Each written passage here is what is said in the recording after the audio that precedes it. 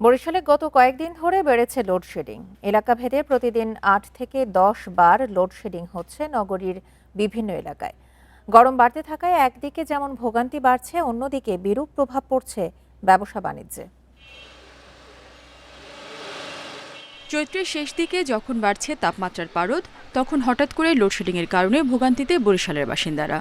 স্থানীয়রা বলছেন, দিনে বেশ কয়েকবার বিদ্যুৎ থাকছে না, কখনো ২০ থেকে ৩০ মিনিট, কখনো তা দীর্ঘায়িত হচ্ছে ১ ঘন্টা পর্যন্ত। ২০০-র বেশি সার্ভিস ও ফিচারে লেনদেনের সব বিকাশ অ্যাপে সম্ভব।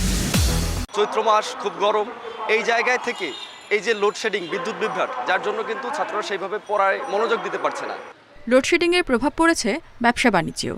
ব্যবসায়ীরা বলছেন, সরকারের সিদ্ধান্ত অনুযায়ী সন্ধ্যাতেই বন্ধ দোকানপাট, ব্যবসা প্রতিষ্ঠান, কিন্তু সকাল ৯টায় দোকান খোলার পর বারবার লোডশেডিং হওয়ায় কমছে ক্রেতা।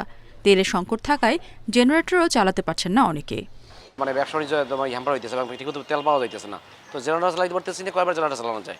দেখা যায় আধা ঘন্টা লাগে, কোনোটা 1 ঘন্টাও চলে যায়। দেখা যায় যে বিদ্যুৎ না থাকা একটা কাজের কারণে 2টা কাজ আর পিছিয়ে চলে যায়। একটা আইপিএস চার্জ হইতে যে সময়, সেই সময়টাও দিচ্ছে না, আসতেছে যাইতেছে। নগরীতে বিদ্যুতের চাহিদা রয়েছে 220 মেগাওয়াট, এর বিপরীতে মিলছে 160 থেকে 180 মেগাওয়াট। ঘাটতির কারণে এলাকাভেদে লোডশেডিংয়ের কথা জানিয়েছেন সংশ্লিষ্টরা।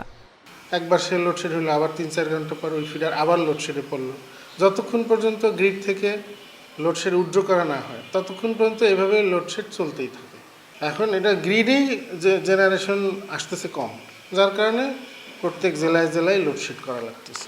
বরিশাল বিভাগে প্রতিদিনের চাহিদা 550 মেগাওয়াট, এর বিপরীতে বর্তমানে সরবরাহ 450 মেগাওয়াট বলে জানিয়েছে ওজোপাডিকো। Independent news.